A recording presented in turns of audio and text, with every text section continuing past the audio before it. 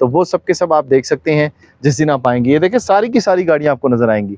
तो ये जो है सर्विस रोड है और G11 1 है, और बिल्कुल जैसे ही आप आएंगे नैप कोर्ट से थोड़ा सा आगे 21 और 22 नंबर ये प्लॉट है, जहाँ पर ये पाकिस्तान कस्टम्स का वेयर हाउस है। 10 बजे से लेके ऑनवर्ड जो है ये ऑक्शन रहता है। इसमें अगर आप आना चाहें सुबह के वक्त, अगर जल्दी आना चाहें तो सुबह भी आ सकते हैं। 10 बजे से पहले आके गाड़ियाँ थोड़ी सी इंस्पेक्शन हो सकती है। वैसे तो आपको हमने सारी की सारी गाड़ियाँ दिखा दी हैं, तो आप आके ओपन ऑक्शन होता है ये, सिर्फ ID कार्ड की कॉपी आपने जमा करानी है और इस ऑक्शन के अंदर पार्टिसिपेट आपने करना होता है।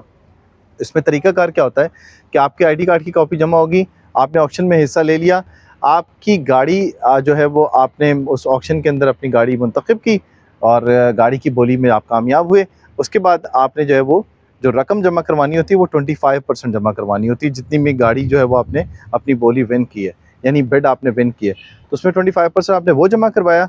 10% जो होता है वो नॉन फाइलर का होता है टैक्स, और 20% जो है 10% जो होता है वो फाइलर का होता है, सॉरी, और 20% जो होता है वो नॉन फाइलर का टैक्स होता है, जो आपने उसी वक्त जमा करवाना होता है। रिमेनिंग अमाउंट जो है वो जब आप गाड़ी लेने जाते हैं, आपकी डॉक्यूमेंटेशन कंप्लीट होती है, तो वो आपने रिमेनिंग अमाउंट अपनी जमा करवानी होता है। रजिस्टर्ड करने के हवाले से जो आपके सवालात होते हैं उसके बारे में बता दूं आपको कि